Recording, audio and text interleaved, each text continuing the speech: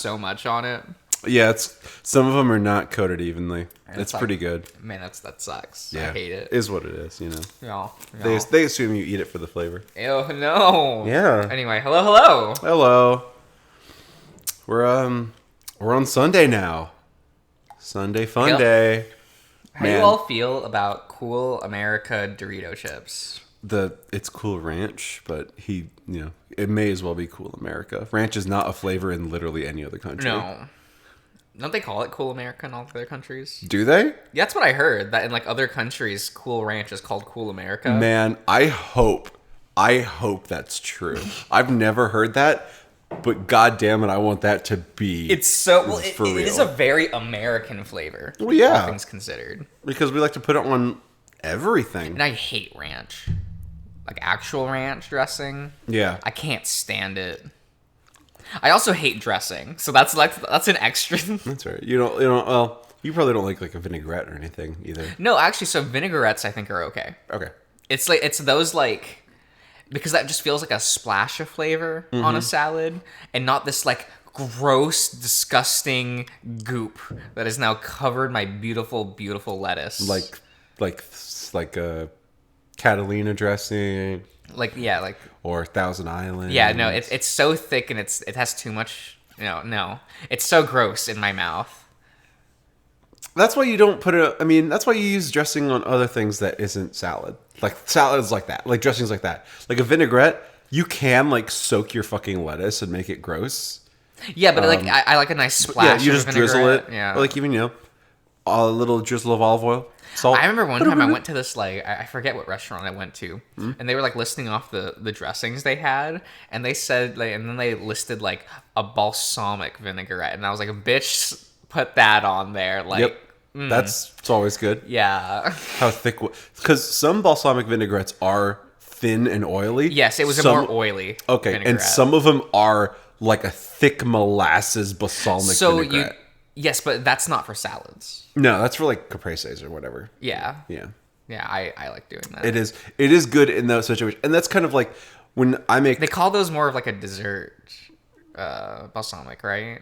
Yeah, I guess it depends on what you use it for. Like if I were to have a caprese sandwich or something, or just... A sandwich? Why? Because some of us don't hate things in between bread, Josh. Look, sandwiches are just the worst thing invented by mankind, and onions were the worst thing that God invented. Yes. We've been over this. We know.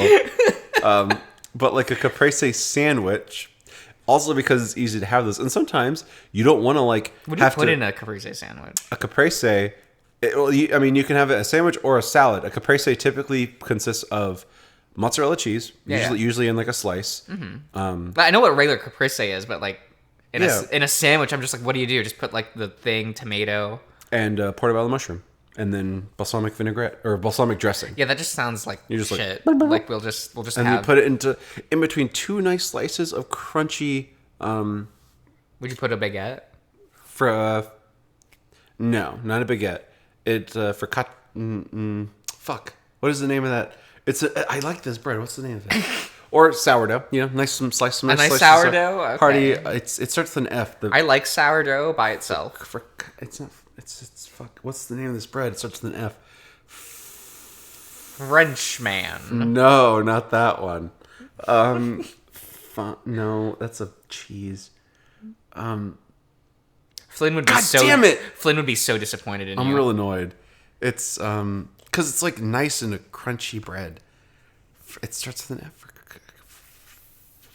No, does it start with does it start with a C?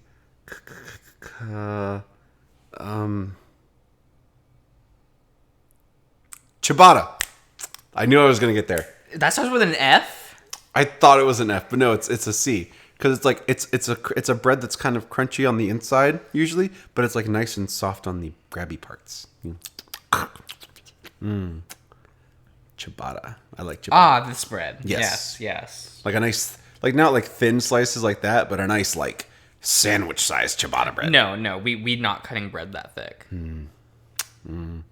Well, when I say thickness, I don't mean thickness this is the crust. I mean because see how thin that piece of bread is, Yeah. that's like this big. You want Yeah, it like something you want it like this, like more than, like bigger than that. You want it something like this big, but like, you know, thin like a normal slice of bread. This works so good on audio. For those of you at home, we're looking at pictures of ciabatta bread on Josh's phone. Yeah. For reference, because I had to think about it. Because I feel like this bread is terrible for sandwiches. It depends on how you cut it. So if you cut it like this, it's really thin, but if you cut it lengthwise, it works. No, I just feel like in general, like this just seemed like, I don't know. No, I had this, there was this coffee shop. Then again, I think like every bread is bad for sandwiches, but... There was a coffee shop I used to go to when I went to college. Not in... 80 years ago. Yeah, 80 billion years ago. And I would go there and get this like turkey club with avocado on ciabatta bread that they made. And it was heaven. Turkey. It's very good. And a sandwich. Oh my God. Look, I haven't had turkey in like 4 years. And it's pretty good. Because my family doesn't cook it anymore. It's pretty good on a sandwich. Because Cassie's allergic to turkey. She's not even at the house anymore. Yeah, but so like my parents just like hard stopped cooking like poultry when that happened. I mean, this kind of... I understand. My grandparents stopped cooking things with salt in it because my aunt would have reactions if there was even a little bit too much salt in there. What the fuck? The cook time on this bread is like 24 hours and 15 minutes. It's fucking worth it. It's fucking worth it for ciabatta bread. Oh my God. Love some ciabatta. It's really good. No. Or, well, and I wouldn't do this with a, I wouldn't do this for a caprese, but brioche is pretty good. Anyway.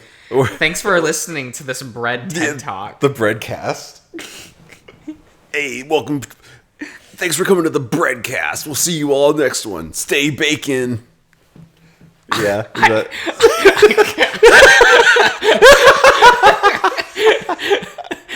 Next week I'm gonna be by myself, folks. I'm gonna take Darian for a swim, and I'm going to become Chase. Is that really the worst thing I've ever said? Yes. I don't know. You've said some pretty dumb shit. Yeah. So, you know, if you haven't killed me by now, why would that be the thing that pushes you over the edge? That's bread related.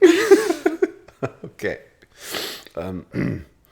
I stare into the rearview mirror, watching for any signs of taillights in our wake.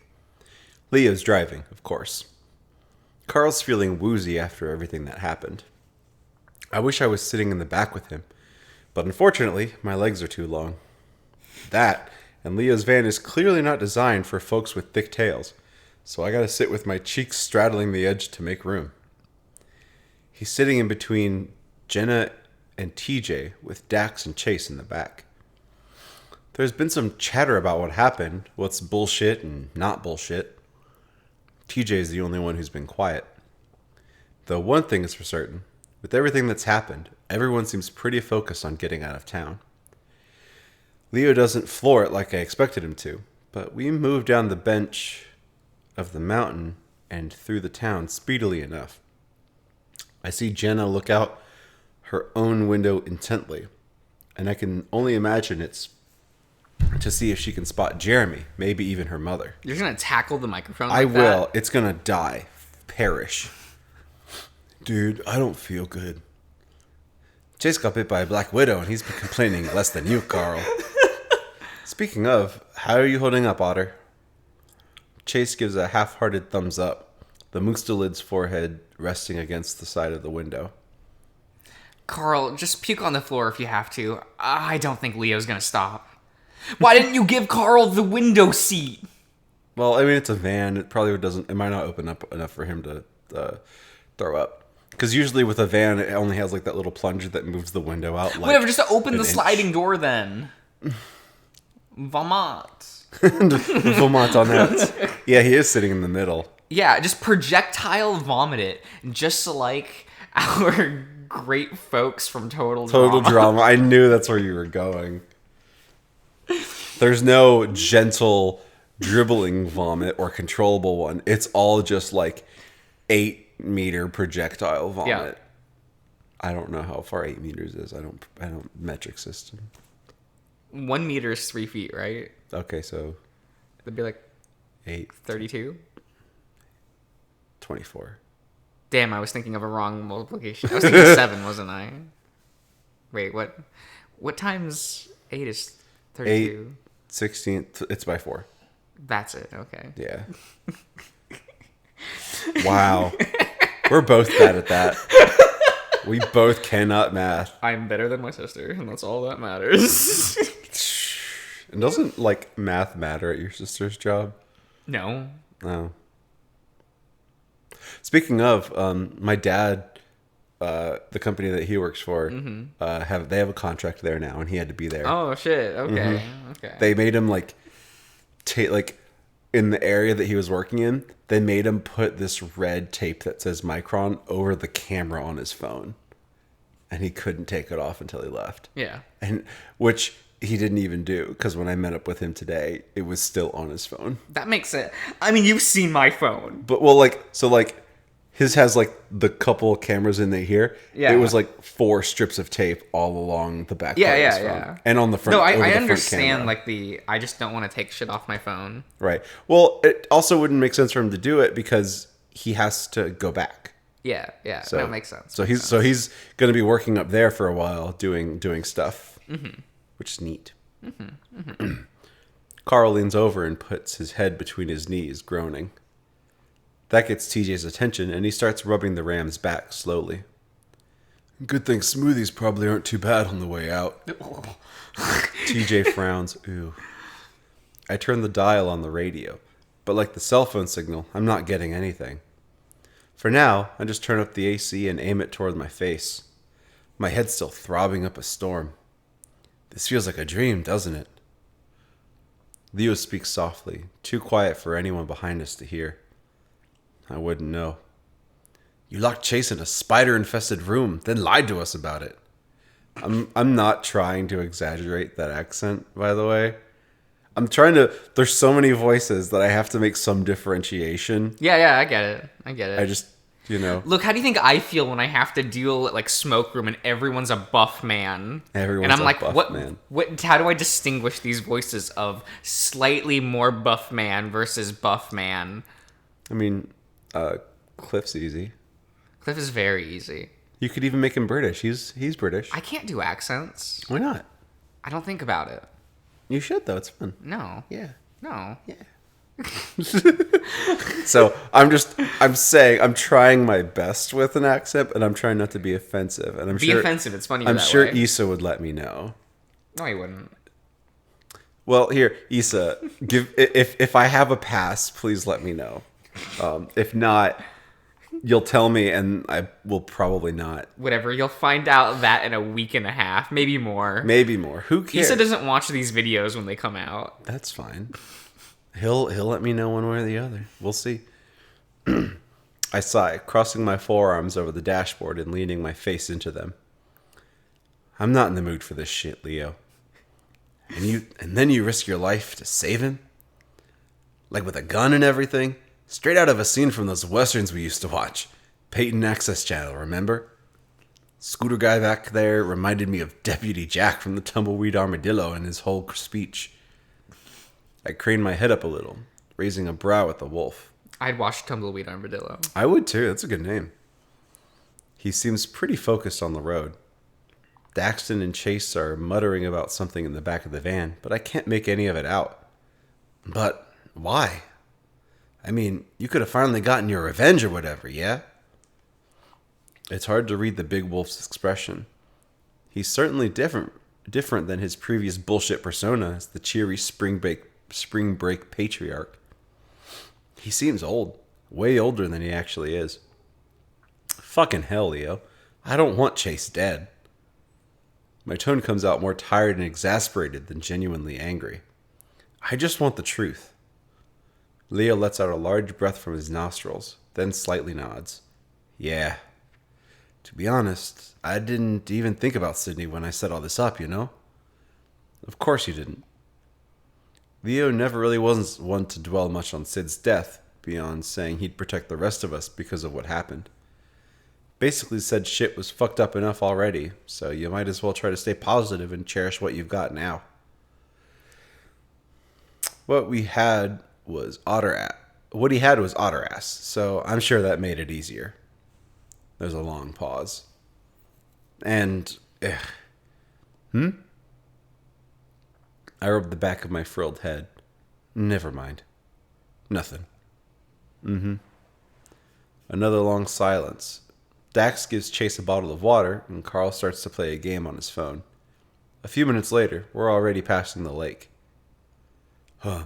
So is it Sunday already? Sunday morning? That's what the clock says. What a fucking day. I don't say anything in response. We never got to ask Flynn's aunt about the thing. We could always go back and ask. What? No, I just... He's kidding, TJ. Oh. The lynx stares at the space between his knees. Do you actually think she'd know anything about it, Flynn? I don't know. She and Mark knew enough about what happened with that body, though. Carl shivers and puts his head back down while TJ continues to rub his back. A few minutes of silence go by before Carl speaks up again. That feels kind of nice. Reminds me of my mom. Yeah? Actually, my mom did it too. Though, thought it might help. Hey, I love you. Just so you know. All you guys, I'm glad we're getting out of here. Fuck it, I'm going back to Pueblo. I raise a brow ridge at the ram. And I'm taking you with me. He points a thick finger toward me, leaning forward enough that he pokes me in the shoulder. I restrain a smile, instead letting out an idle grunt. Me? College? What a thought. The idea of being around guys my age, and Carl. I'm not even sure what the hell I'd major in. Hey, Chase said there's a bunch of, gay bars and shit over there, so, Yeah, you could just move there and work if you really wanted. Yeah, well... Definitely not poli-sci. I squeeze my wrist, trying to refocus. I love you too, Carl. And everyone else. Except for you, Except Chase. for you, Chase. Fuck you. And except for you, Flynn. Fuck you, Flynn. You too, Captain Daxton. Captain? Oh, I was promoted. Cool. Daxton seems distracted, watching Chase stare at his own fingertips. Yeah. Chase affirms his love for everyone with a groggy monotone. Jenna glances back at them before turning her attention out the window. Leo doesn't say anything from the front, his focus solely on the road ahead of him. Are we at the clinic yet? Still about 20 minutes out. No, says you. I watch the desert whip by us, for the first time feeling somewhat safe as the town disappears behind us. But, of course, it doesn't last long. What's that? On the side of the road, there. Leo's turns his head in the direction of something on the curb up ahead. We all do. What is that? Oh no. Oh my gosh. Bum bum. TJ covers his mouth. Carl sits up straight, trying to see. Leo slows down as we pass. There's Chase's car, all of the windows shattered. And there's Duke, lying a dozen feet away from the open door on the driver's side. And there, crouching over him, is something I can't explain. Hairless, body and limbs long. Way too long. The head comes up and all I see are 3 holes in blood. TJ screams next to me and Leo shouts something before stepping on the gas, slamming me back into my seat. I try to look back and whatever it was is gone. At least, it's gone from where it was because I see something move next to my window and I turn to face it and it stares back at me. But only for a moment. That thing, whatever the fuck it is, disappears almost the instant I register it's there. I'm only staring out into the blackness of the desert. Still, 3 holes, eyes, and a mouth blink back at me in a sort of afterimage before that too vanishes. It's him. It's him. TJ reaches up and grabs my arm, claws out. I'm too shocked to even pull away as TJ leans forward next to me, staring out my window. At least I know I'm not the only one that saw it. TJ squeaks again and when no one answers him. It's real. I don't know. Some kind of animal, maybe? I've never seen anything like that before. Man, so Duke, like, gets fucking bodied in this one, too. Or was it Clint that got destroyed last time? That was Duke. Duke just doesn't learn. No. But we know he lives, so it's fine. Dude could have had a disease? Lost all of its fur or something. Maybe Duke hit it. But it was walking. How's Duke here? He was back at City Hall. Maybe it dragged him? Faster than our car? How'd he get Chase's car? I still have my keys on me. That's impossible. You're in your underwear. Could have hotwired it. I don't know, man. TJ leans back, looping his arm around Carl's, and I can see him shaking. I look over my shoulder through the back window. Jesus fuck, just like Dax described. There! We've all seen it! It's how I remember, but I don't remember it was ever moving that fast. Or with, blood. Jenna wrings her paws together, speaking quietly. Her tone is thoughtful and worried, as if she's trying to rationalize this all to herself. Fuck, that's what got Salem, isn't it? Jesus, don't fucking take your foot off the gas, Leo. Leo doesn't respond, staring hard ahead. He's squeezing on the wheel so hard it looks like it's bending. I pull back the hammer on the repeater, holding the rifle across my chest with barrel pointed toward the window. I remember Duke's pistols that I stowed in the car door holder earlier. Also, he grabbed it. Mm-hmm. I grab it and toss it in the back seat. Jenna grabs it without hesitation, aiming at the opposite side. This is friggin' nuts. At this point, Chase's car is a good distance away, only visible because the headlights are on, a streak of light fading out across the desert. Duke's dead, isn't he? Ugh. Some dry retching noises followed by heavy splattering sounds cut me off. Ugh. Why does Carl throw up so much? He big boy. I guess. He eat a lot. I suppose. Carl is hunched over in the seat, head between his legs. It isn't hard to figure out what just happened, especially when the smell hits me. Oh my gosh, Carl! TJ looks torn between blanching away and comforting the ram. Carl comes back up, looking like he's about to say something before diving forward again. A much louder retch, followed by a much quieter plopping sound follows. I grimace, feeling my own stomach roll. God. Daxton's looking up at them, a paw up to his nose. You okay, man? Carl keeps his head down a while longer, his finger twisting into the fabric on his shorts. TJ tentatively rubs his back. I would have done it out the window. I don't want to open any windows now, though. It's okay. Leo, are there any napkins up there? Leo, who's been silent up until now, remains silent. He's staring out the window hard, paws on the wheel in a death grip. Chase, meanwhile, is clutching at his chest, his eyes red and bleary. He leans forward, and the sound of something wet hitting the fabric floor mat is audible throughout the cabin. Chase's puke sounds much less wet than Carl's. The retch is more grotesque. I can practically feel the bile in my own esophagus. Daxton stops what he's doing and holds Chase. Fuck. The otter manages to exclaim in between the bouts of puking. Drink some water. Ugh. During all this, I'm still glancing out the windows. Ooh. Not head on, though, because I'm honestly fucking terrified I'm going to look straight into those eyes again. We drive in silence for the next 5 minutes with no creature in sight, thankfully. But I don't know what to think right now. There's no way what I saw was some animal, like Carl implied. The way it moved, the way it was crouched, and most of all, its face. I've never seen anything like it. At least anything that's not a Halloween costume. Maybe one of the locals dressed up in a costume or something? Is this some sort of shitty prank show? Like that one on the science fiction channel?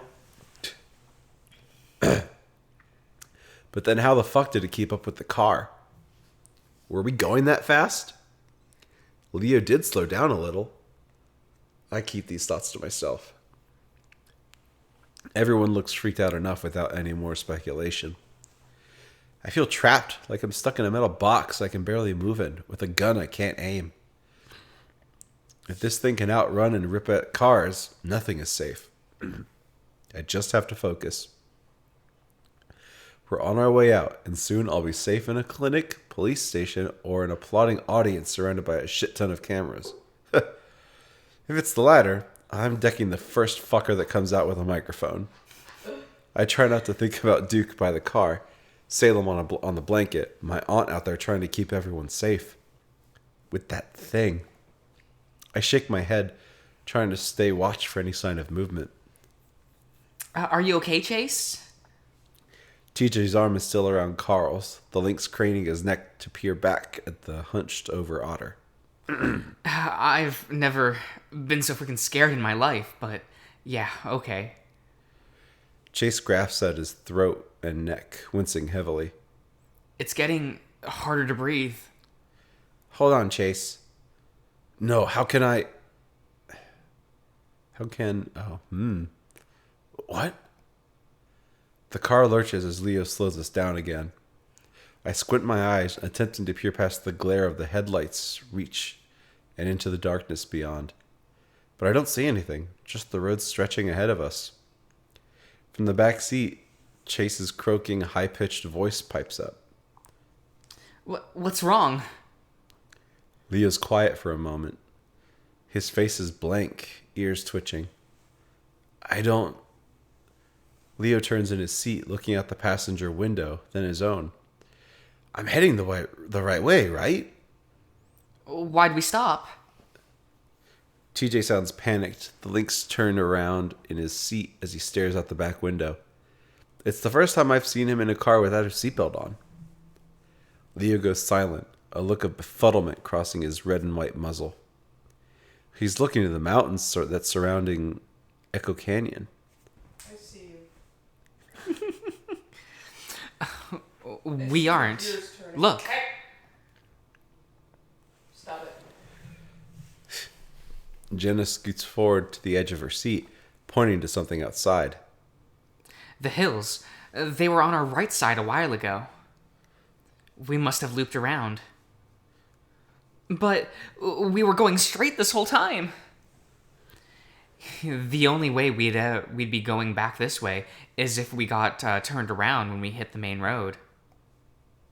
But we haven't hit the main highway, have we?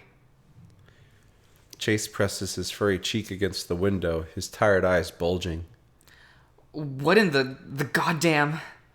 He trails off. So we just seamlessly transitioned from going one way to the other without any of us noticing? No, Leo must have gotten off and turned around on the side road that I... There's no way, I just... While trying to lean forward... Outsider on the TV. That was the TV, I'm pretty sure. Yeah. While trying to lean forward to get a better look at the mountains, Leo's elbow pushes down on the horn. TJ gasps, digging his claws into the fabric of his seat. Please don't do that. It was an accident, I swear. Okay, just let's be quiet, okay? Leo, we're going the wrong way. Jenna speaks as calmly as possible, clearly aware that the tension in here is getting increasingly high. Leo brings the car to a hard stop, throwing me forward into the seatbelt. Then he does a quick three-point turn, shoving me right, then left, before I'm smacked back into the seat as Leo accelerates again. I hear a soft thunk of flesh on grass, then a groan from the back, Chase rubbing his face with a sore-looking nose. Flesh on glass. Injury upon injury. Sorry, Chase. You okay? No. He responds back hoarsely, sinking back further into the scratchy fabric of his seat. Oh, same. Daxton does a curt nod. The wolf clutches the steering wheel with an iron grip. We both stare at the windshield, eyes to the horizon. Nobody says anything for a while. Even the silence, I can feel the growing unease from those behind us, the trembling of muscles and clinking of claws. I try to block it out, to just focus on watching what's ahead. All things considered, it's not so bad as long as I can keep the fear from clouding my mind. Though, that could be said about most things in life. We just have to keep driving, to get out of this fucking town. We can't get sidetracked again, especially with that fucking eyeless thing around. I wonder if it heard the horn earlier. I focus on the mountains now, making sure that they don't disappear. They slope up and down gently under the moonlight, speckled with the dark spots of rock and vegetation. Vaguely, I remember back when I was younger, leading Sydney around the bend and entering his explorer fantasies. Entertaining. I brought my BB gun, and he'd run around shooting at the mesquite trees and looking for signs of lost native treasure. I told him that the pioneers thought there was a city of gold buried beneath the mountainous topsoil, waiting to be unearthed. He fucking loved that. Even brought a little trench shovel to, as he put it, dig his own mine. Pretty sure he thought that was the whole reason for Echo's old mine, to find the city and shit. But was it? Was it? Was it? It wasn't a complete lie either. The Ahakte, right? I don't word. Ahakte, maybe. I mean, it's probably a made up tribe name. So, but I guess it doesn't really matter. The Ahakte tribe supposedly told the conquistador types that treasures and riches were stored aplenty in the Meseta territory around here centuries ago. Of course, it was so they'd fuck off and bother their rivals instead of them, but the prospectors did eventually find gold in the mountains. All Sid ever found was a feldspar and alabaster quartz. He kept a whole collection. I blink, staring out the window as the mountains just disappear, slope down into nothing.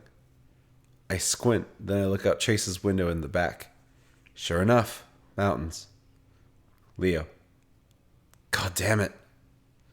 Leo speeds up instead of turning around, though. Dude.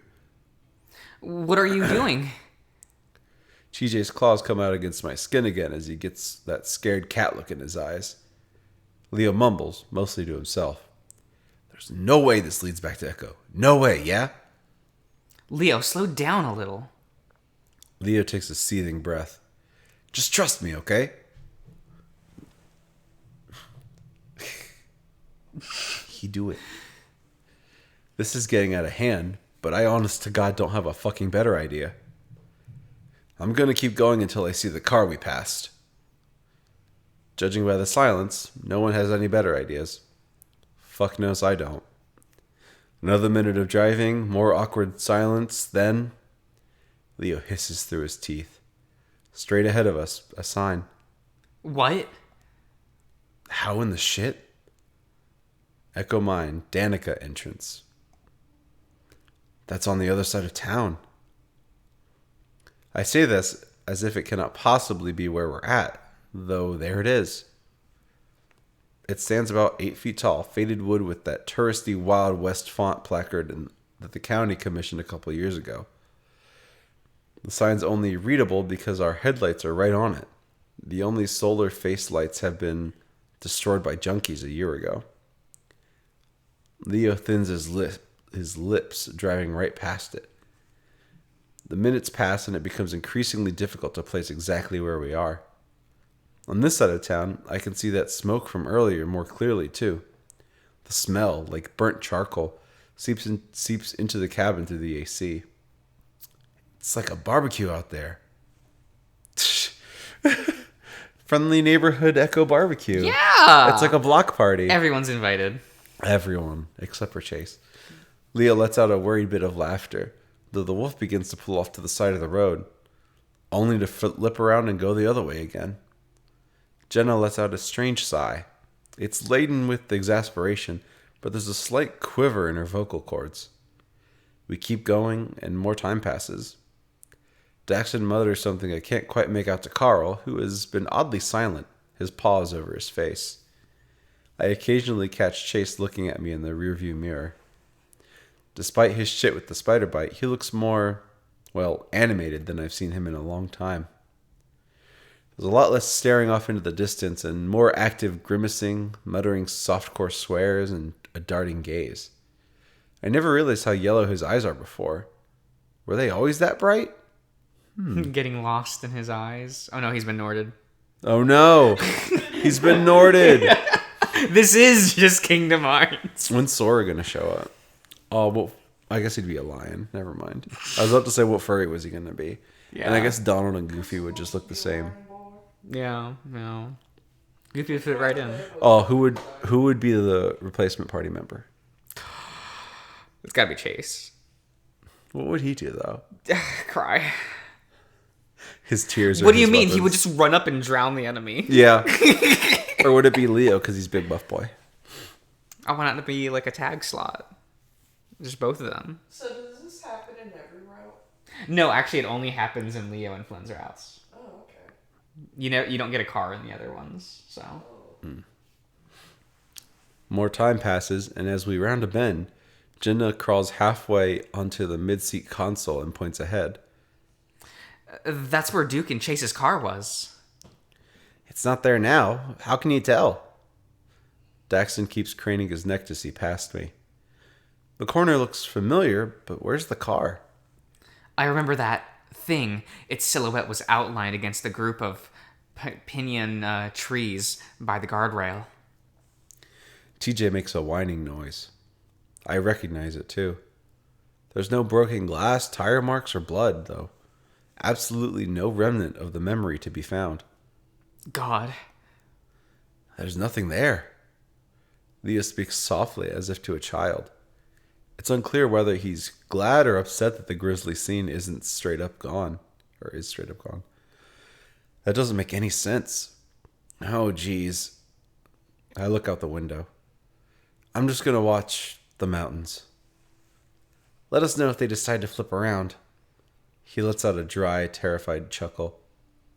Jenna returns to her seat, her eyebrows scrunched. It's like we're stuck in some kind of loop. We're always going in circles. Yep.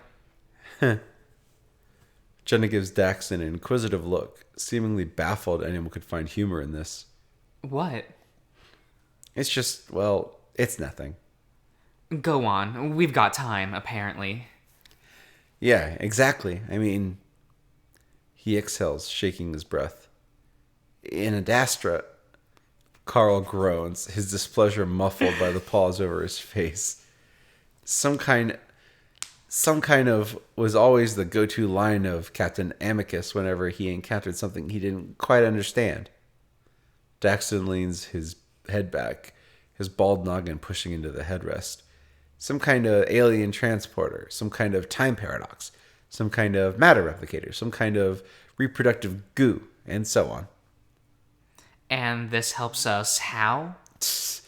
Well, I don't think it does. It's just sort of funny, I guess. It's like I'm in an episode with a group of wacky characters. Wacky, huh? Yeah, y'all are wacky. That's a word, huh? Jenna responds, monotone as she returns her focus to the window. I'm just really glad I'm not alone. No one speaks after that. As the truck's engine pulls up another hill, I see something come into the view through a clearing of cacti. Oh, fuck me gently. Echo mine, Danica entrance. No. TJ whines. Leo slows down more and more until we come to a gentle stop. We sit there in silence, staring at the faded text and the gravel trail that leads into the canyon ahead. Leo starts muttering darkly to himself, looking out the windows, then at the dashboard. I don't ask him if he's okay. I know what the answer is. TJ continues to make soft whimpering sounds, like he's trying not to cry.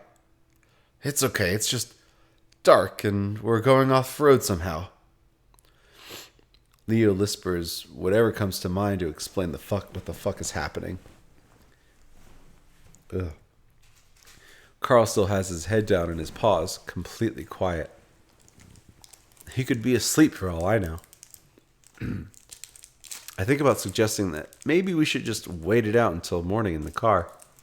But as I open my mouth, I hear a scratching noise toward the back of the car. TJ's ears perk up, which lets me know I'm not the only one. Instinctively, I turn around in my seat. Bits of glass fly into my face, and the next thing I know, I'm down in my seat, head down with my rifle raised toward the hole. Get down! Carl ducks, and Jenna and TJ lurch their way to their respective sides of the car, TJ accidentally opening his car door and nearly tumbling out. Close the door! Close the door! Carl manages to get a hold of the links, trying to tug him back upright as TJ cries, flailing about. I can't get a good shot, Carl's big head bobbing up and around as something moves around outside toward the newly opened car door. A shot rings out, though not from me. A wide-eyed looking Jenna holds her smoking pistol up and fires again. The sharp crack reverberates through the cabin once more.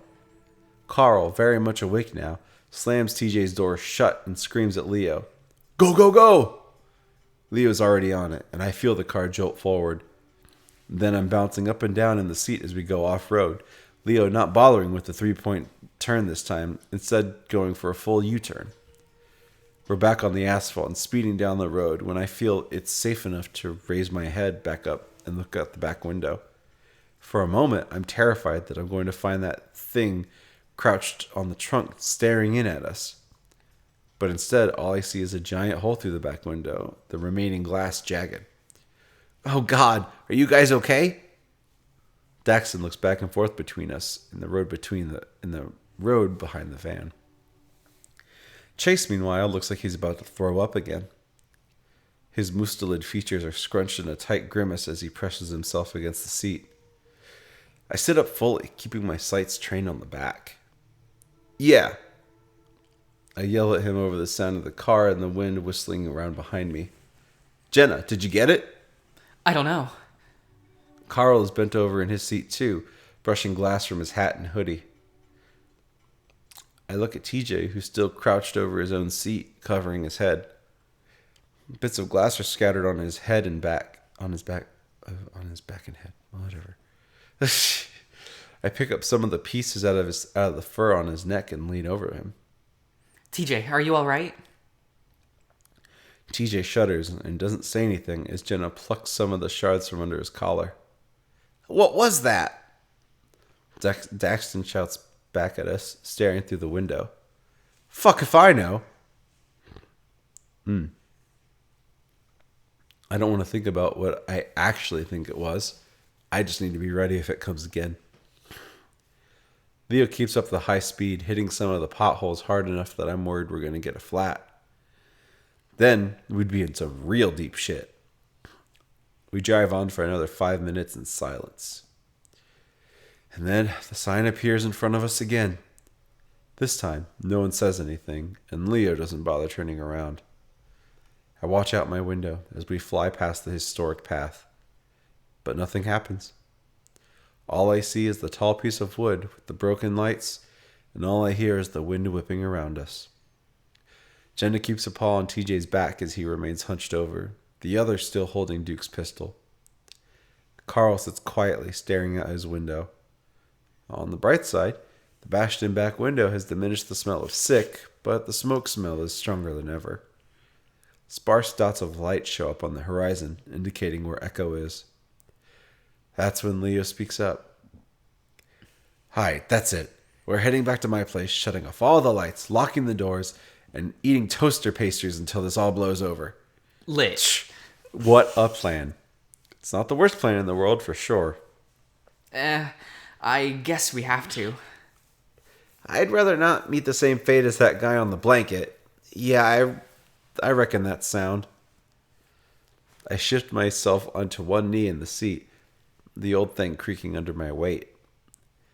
I have to hunch low so that my head isn't smushed against the ceiling. I just pray that Leo doesn't hit any big bumps. There's a sinking feeling in my stomach at the thought of going back to Echo. Part of me wonders whether Duke and Chase's car are still there, and we just imagined the whole grisly scene. They could have. The lad! There he is! What are you talking about? Oh man. I stare. That's what he does. He says, Was he a Skeletor? yeah. Yeah, that's more appropriate. That's him. He is Skeletor. I stare out my window, watching the hills move slowly under the moonlight as we turn onto Lake Emma Road. Yeah, I was wondering if we were going to get this CG as well. Yeah, we do. Yeah. I like this one. I like the sky and I like the cactuses and I like our friend, I like him too. our lad. He's there. He's beautiful. Maybe taking one of the mountain roads out of town would be worth it, whether we'd have enough gas when it happens. A crouched figure sits on the peak of a hill just about 50 feet from where we are. I squint at it, just barely able to make out what looks like shoulders and a head hunched up under the light of the moon. Oh shit. I'm directly across the thing when I open my mouth. But I'm barely able to make a sound when it moves. It dashes down the hill in the blink of an eye, covering the distance between it and our car in a matter of 2 seconds. One moment I'm staring at a tiny black figure, and the next it's right up against the car, smashing into the side between my door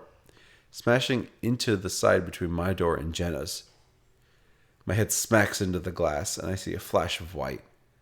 At the same time, I hear Jenna shout at us to hold on. TJ screams, Carl yells. Oh, we go into the lake. Yeah. That's right. The lake. I watch as water begins to pool in through the broken window, the jagged glass getting carried in with the flow. The van is already halfway submerged. We crashed in the fucking lake. How can that be? We were nowhere near it. The water is shockingly cold and is rising up to my knees. TJ yelps something incomprehensible.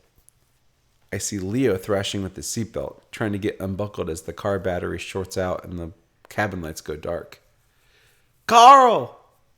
The hyperventilating Ram splashes about behind. I can't open my door! I can hear the sound of the door handles being yanked.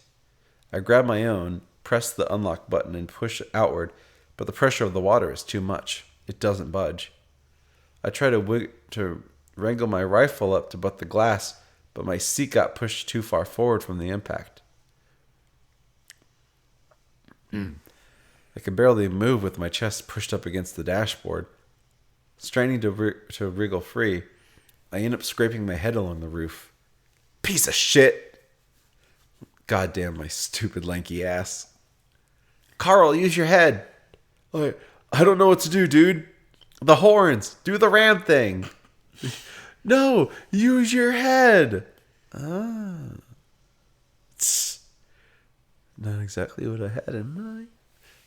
It's a little Disney's Hercules for you. No. Everyone's favorite Disney film. No. It has Yours one good and song, though. Disney. The best Disney film. Yours and mine. It does have, like, the best, like, heroine song Facts. that carries that entire movie. It's a good song. It's very good. He carries that entire movie. It's facts. On those very curvy yet pointy hips. Like a column. Like a column. Kirby, what? Her hips. No. More like Yeah, that woman's a stick. Compared to her waist. Yeah, she's got One Piece proportions. She's not curvy as in like thick. She's just curvy as in her literal like shape. Her waist is like this big and her hips are like maybe this big. So she's got curves. They're just really small. It's fine. It's fine. thicker in Kingdom Hearts 3. She is thick in Facts. KH3.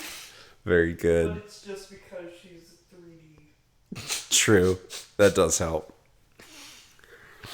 I realize what Daxton is trying to say. Fucking species features. Go, Carl. Okay. There's a shuffling movement, followed by a hard slam. Glass shatters and more water comes rushing in. There's a flurry of movement out my windows at first. At first Jenna, then Carl, then TJ go through the window. Soon the water's up to nostrils, and my blood goes cold.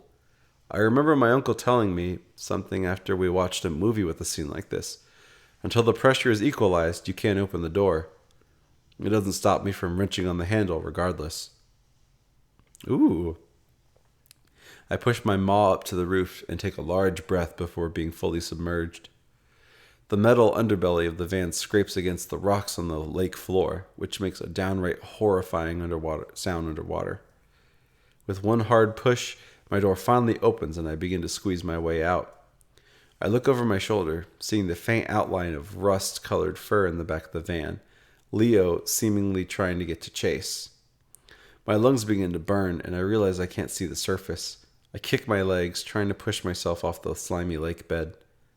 The pressure on my eardrums are like drills pushing into my skull.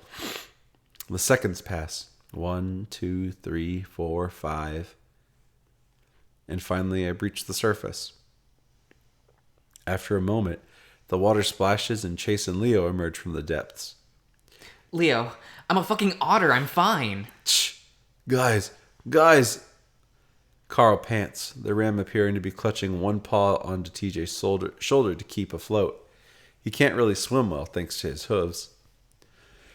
TJ looks to be struggling to keep their chins above the waterline. Where's Dude Man? What? Daxton! I don't know. Did anyone see where that thing went? He's a swimmer, right? We need to get out of the water. I can't be in here with us. It can be in here with us. I know it. TJ's voice sounds like a mix of a whisper and a shout. Please. His voice cracks like a 12-year-old's as he stutters from a mixture of cold water and shock. I look around the mass of bobbing heads that surround me, but neither Daxton or whatever attacked us is anywhere in sight. In fact, land is like 100 yards away? How in the fuck? Daxton! Dax! Carl, you need to stop yelling. Jenna's tone is hushed but firm, the wet fennec looking like a soggy mop in the moonlight. I notice a glint of steel and I realize she's still holding Duke's gun. I left mine on the lake floor. Damn, that sucks. TJ's right. We need to get to shore. There's a coldness to her voice, one controlled by fear. It takes her a moment to realize what she's saying, and a horrible contortion of worry and guilt crosses her soaked features. Chase, can you get him? I don't know. I don't know. No way, you're in no condition. TJ looks down, opening his mouth to speak, but nothing but whimpers escapes him. Fucking hell, he's probably still all the way down in the van. We gotta get him. He's a salamander, right? I know it's kind of... his kind can hold their breath a little longer than we can. Yeah, I don't know why the fuck he'd dawdle, though. Chase, you're the only fucker here who can hold your breath that long. He can barely breathe as it is, Flynn. I'll do it. Carl pushes himself off of TJ. I sink like a stone anyway. Is he this fucking stupid? I swiftly doggy paddle my way over, grabbing the ram's arm and forcing it around my shoulder. Yeah, you fucking will, and how's your stoned ass gonna get both of you back up? I think I can. No way, man. Keep Chase upright for me, Flynn. The wolf rolls his shoulder forward and dives in the water. I quickly paddle over with Carl now clinging to my back. Chase takes hold of my outstretched hand, nervously peering into the depths below. He accepts the help, but he seems fairly all right with keeping himself afloat. We float there in silence, and I try to see what's going on beneath the waves, but the visibility is frankly ass soup. Leo's never really been a stellar swimmer. Fuck, Chase wasn't even that good either, beyond not needing to come up for air for a long time. Better than me, at least. When the water gets cold, I start shutting down, I guess. My muscles already are starting to feel rubbery, and the urge for heat is strong. It's the worst in my feet, where the water's deepest and the moonlight can't reach. Fortunately, Carl and Chase are warm, the two clinging to me in silence. I can feel the ram's whiskered chin on the back of my neck, and Chase's shuddered breathing on my shoulder. Where at any other time, it might actually be comforting. But right now, I just hate the waiting. I hate not being able to do anything but tread water. I definitely hate not knowing what's out there in the hills or how the fuck we even got in the middle of the damn lake. Auntie's always warned me that the world's more than we perceived. That our ideas of how reality work are limited to what we have experienced prior. I ain't even been stuck in a fucking road time loop. There's so much reading. Holy fuck. Ugh. Attacked by a pissed off electrical socket man or launched into the middle of a lake before. So everything just feels unreal. A full minute has passed now. Fuck. He should have surfaced by now. This is Leo we're talking about. He wouldn't have come up for air if he saw that Dude Man was stuck down there. God, this is so stupid. Jenna, TJ, help keep these two afloat. I'm going down. The Fennec gives me a solemn nod. She begins to swim over to me when what seems like a geyser of water splashes up in front of us, followed by strained gasps for air. Daxton's blue eyes are wide, his slick form quivering in the wolf's arms. With a quick shove, the salamander jolts free and begins to swim to shore with gasping panic. We all follow suit, though I end up quickly behind trying to support Carl and Chase. Daxton's the first to the shore, then Jenna, TJ, Leo, and finally us. All my adrenaline is completely tapped out at this point, and I fall to my knees in the sand. My arms are like jello. Thanks, Flynn. Oh, there he is. Chase uncoils himself from me, his voice wheezy and breaks out into a raspy cough. Leo quickly hurries over, taking Chase under his arm. Oh, there he is too. Easy, easy. We're safe now. The fuck we are. I peer around. Even with my eyes having adjusted to the dark, I'm still having a hell of a time seeing beyond 20 yards or so. Jenna gives me a quick nod, holding up Duke's pistol to show me she still has it. The soaked Fennec would look comical were it not for the direness of the situation. She must put so much conditioner into her fur to keep it that fluffy. Yeah, thanks, dude. Carl proceeds to fall flat on his back, spread eagle in the sand, his hefty gut rising and falling. Yeah, well, everyone okay at least? He didn't deserve. TJ mumbles something. The lynx sitting with his arms around his knees, staring out into the lake. He makes an effort to scramble back a few feet as the tide comes in. Jenna moves over beside him, hugging the lynx from the side. We just need to get to Leo's. Leo lives on the outskirts of town by the old railway tracks. It's fairly isolated from the rest of town. Going there is not the worst idea, but if that fucking thing could catch us in a van going 50... Fuck, I saw how it moved too. Like a strobe light was being turned on and off, and it got closer with every pulse. That is still the plan. Leo affirms this with a nod, the wolf standing upright and ready. He's trying not to show his exhaustion and fear. TJ's just looking at Chase now, and he's got a shimmer in his eyes. He's crying again. Chase, did Sydney... How long did he... He's cut off before he can finish. Come on, TJ, we have to go. Chase looks over at him. His expression is harder to read. He's just weak. What?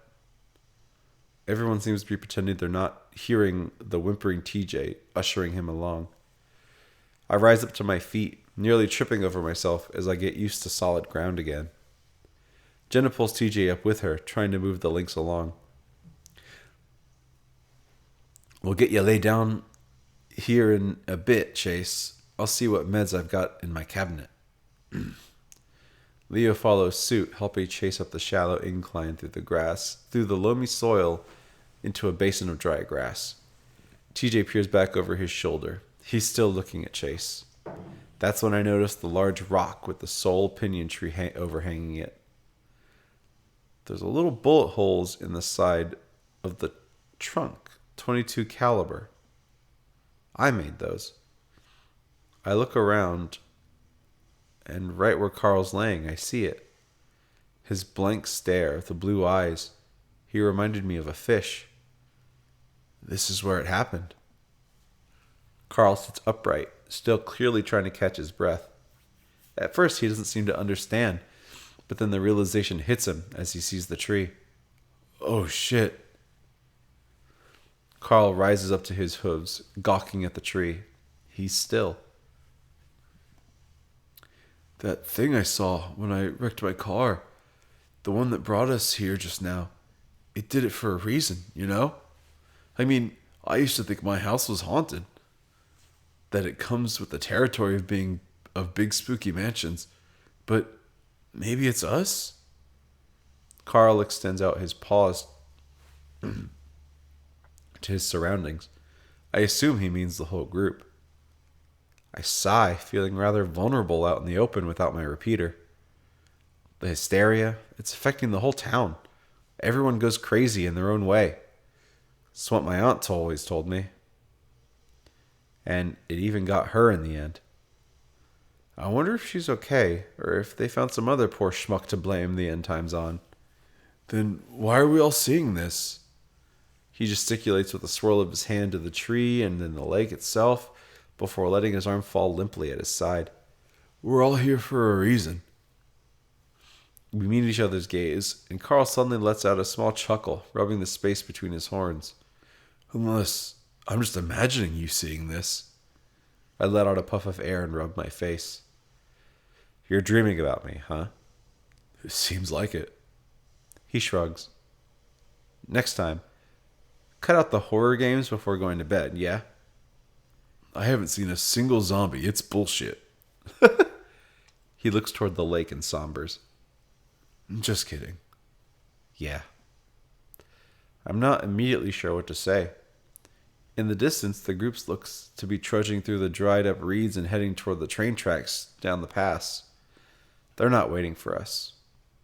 Which I guess is understandable, noting Chase's condition. Carl's watching them too, though he doesn't seem overly antsy to rejoin them. If Sid were, a ghost or spirit or something, he wouldn't hurt us. But would he? Carl looks a little surprised, shifting his attention back toward me. What makes you so sure? I can tell by the tone in Carl's voice that he doubts that. I remember Carl was really sensitive growing up, sheltered by his folks something fierce. He'd cry and eat and cry. Was basically a fat, spoiled TJ. It took me a while to figure him out, and for Sid, he didn't really have much grace with the sensitive types. He was cool. I know you two never got along, but he had things rough at home. He loved hanging out with the group and all. Hell, he thought TJ was cool. What? No way. Well, he never said as much plain like. He just wanted to be him, I guess. To believe God was real and had a plan, to be good without having to try so hard, to have folks who gave a shit about him. Dude, those last 6 months. I think back to Chase's words. I know, he wasn't himself. Not really. After a long pause, he shrugs. If you say so, I believe it. I was different then too, I guess. I was just a child, and now I'm a man-child. I wave off the thought. At least Carl seems calmer now, or at least is doing a good job at blocking out the terror. He's still got his tie on, though his shirt's completely soaked through, and I can see his chest underneath when he faces the moonlight. Man, if this wasn't real... Anything you'd want to say to not real me? Without hesitation, Carl speaks. Not a real big fan of fishing, dude.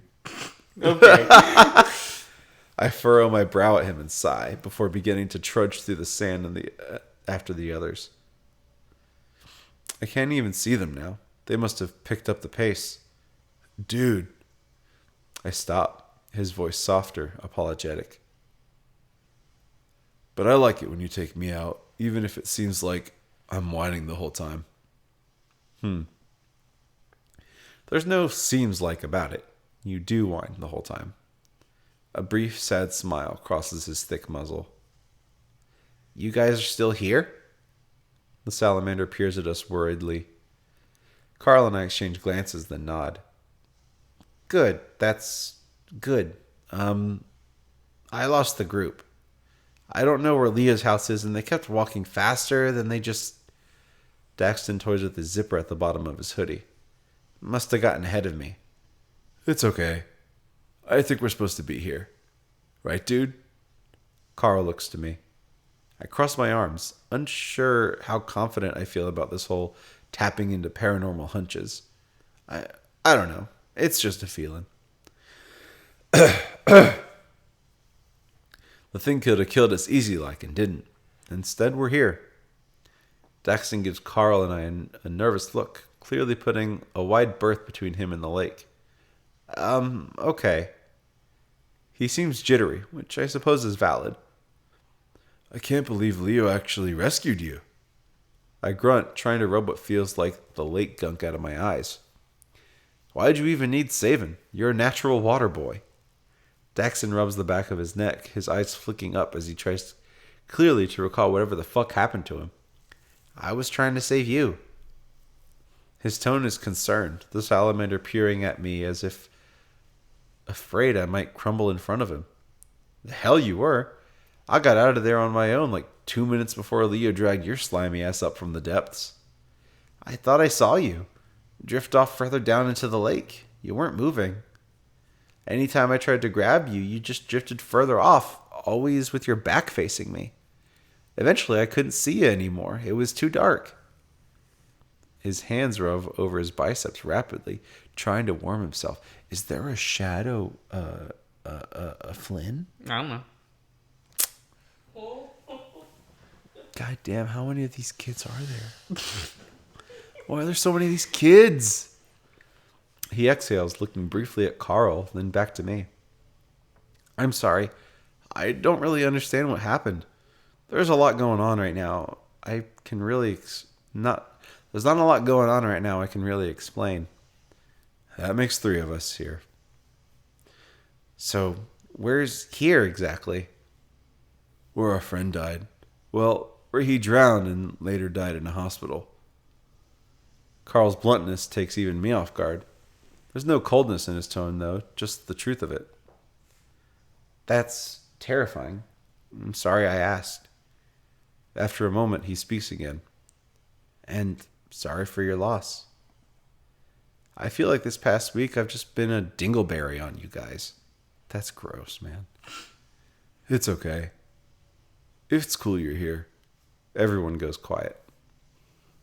Daxton occasionally looks over his shoulder to see if there's any sign the group sent someone back for us, but no such luck. They don't give a shit about you guys. No. I'm starting to realize how exhausted I am. Coasting on adrenaline for an hour straight will really take the wind out of you. I lower myself first to a squat, then sit cross-legged in the sand.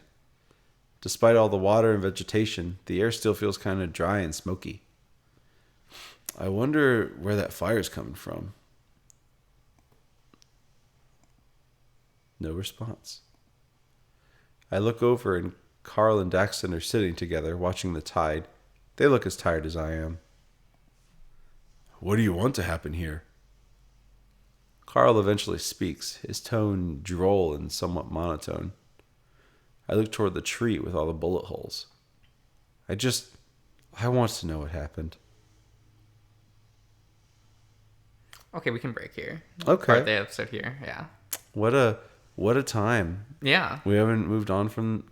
I wonder how it's going to wrap up, because after this happened, we went to Leo's house and then the train shenanigans. No, because there was also the scene with Jenna. There was the entire scene with Brian. That's true. Yeah. A lot did happen. Mm-hmm. Damn. All right, then. Yeah. Until next time, I guess. Yep. See you around.